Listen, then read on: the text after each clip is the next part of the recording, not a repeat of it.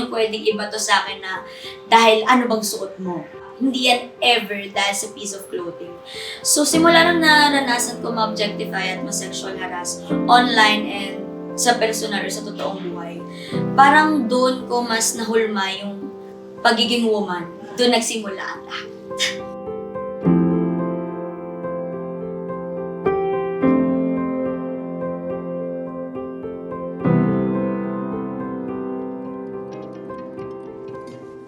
Hi, I'm Cyril Manabat and I'm an actress. I would describe myself as a woman in today's society as brave, authentic, and fearless. I can say that I really embody empowerment and I'm an advocate for body positivity. Nung minor ako, I experienced sexual harassment. Na-objectify ako. Nang 15 or 16 pa lang ako. So, pandemic yun. Hindi na ako nag-artista nun. Currently, ako nun, hiatus. Hindi talaga ako tumatanggap ng any work, nagsuschool lang ako. Tapos pandemic pa nun. So wow, grabe yung jackpot combo talaga, pinagsama-sama lahat. Kasi ako visible for 6 years or 5 years or kahit anong platforms. Tapos nag-post ako sa Facebook kasi nag-promote ako ng damit ng kaibigan ko, which is a t-shirt. May sleeves, balot, walang cleavage, so hindi nyo pwedeng ibato sa akin na dahil ano bang suot mo. Kasi minor ako. Pangalawa, hindi yan ever dahil sa piece of clothing. So simula nang naranasan ko ma-objectify at ma-sexual harass online and sa personal or sa totoong buhay, parang doon ko mas nahulma yung pagiging woman. Mas naging vocal ako, mas naging brave ako. At kahit kailan, hindi ako mapapatahimik when it comes to womanhood. Doon nagsimula ang lahat. Sa society natin ngayon sa Pilipinas, I could say na ang estado ng mga babae, hindi pa rin sila ganun ka safe, hindi pa rin nila nararamdaman na malaya sila, full. Hindi naman porket malaya or safe or comfortable yung hinahangad ng isang babae, kailangan liberated na agad ng Pilipinas. Hindi. Magkaiba ang safety sa liberated. Magkaiba yun. Gusto lang namin maramdaman yung sense of comfort, sense of safety, and sense of security. Hindi naman porket gusto namin magsuot ng gusto naming damit, kailangan hindi na kami ma-appreciate ng mga lalaki.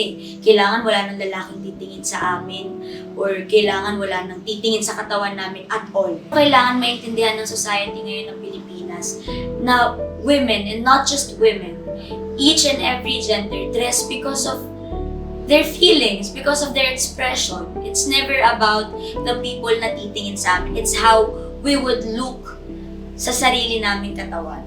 Kung paano namin gusto tignan at makita ang sarili namin. Ang hirap lang na pag lumalabas sa mga kababaihan, pag magja-jogging or mag-yoga, bawal mag-sports bra. Para saan pa yung sports bra? Diba parang kailangan namin mag-adjust dahil lang may hindi makapag-control ng utak nila. Kailangan naming maging limited dahil lang hindi open ang society sa pagiging marespeto at responsable sa kilos, sa galaw at sa responsibilidad nila sa pagre-react sa nakikita nila. Ang unfair, yun yung pinaka-word dito sa current state ng Pilipinas. Unfair pa rin. Unfair for each and every gender, especially sa women. Siguro dati kasi lagi kong iniisip yung sasabihin ng iba.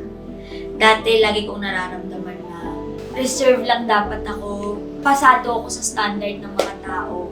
Dapat conservative ako. Kasi napalaki ako sa traditional Filipino family. Dapat conservative, dapat prim and proper. Hindi ako yun.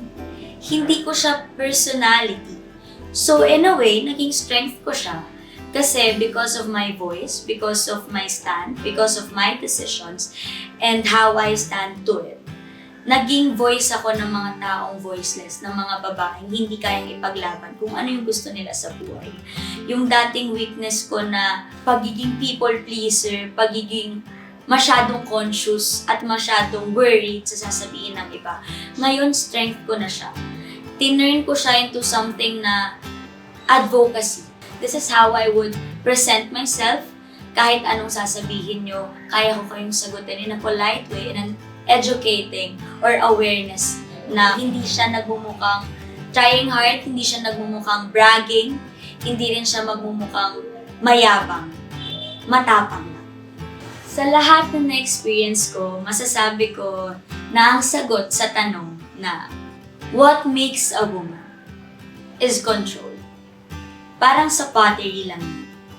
Kapag masyado yung force and masyado mong nire-restrict yung hawak mo dun sa clay, may tendency na mag-break, may tendency na masira, may tendency na ma-deform yung binubuo mong hulma into what womanhood na path yung gusto mong tahakin.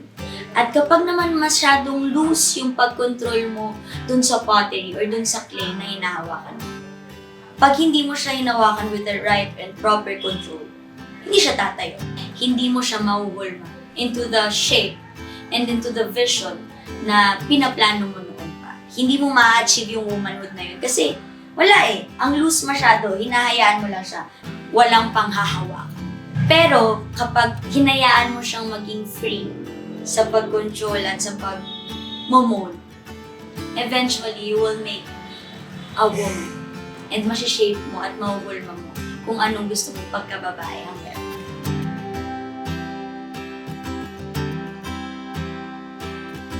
I'm working on myself.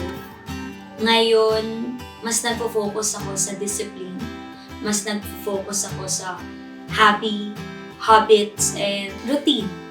Gusto ko ako yung in control sa buhay ko. Gusto ko ako yung magsasabi kung gagawin ko to o hindi. Pero hindi naman ibig sabihin nun magiging matigas na yung ulo ko.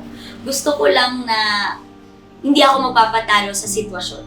Gusto ko lang na hindi ako magpapalaban sa environment at sa binabatong mga trahedya, obstacles at struggles ng mundo. Dapat mas malakas ako sa kahit anong sakuna yung ibabato sa akin. So, ngayon, lahat ng self-control, lahat ng awareness, lahat ng growth, at lahat ng potential na pwede kong i-maximize, ginagawa ko and niyayakap ko, ine-embrace ko siya. Sa katunayan, dito sa ginagawa or ginawa na naming project na 18th Rose, feeling ko doon nag-start yung paghulma ko sa discipline and sa self-control ko sa sarili ko. Kasi lock-in kami doon.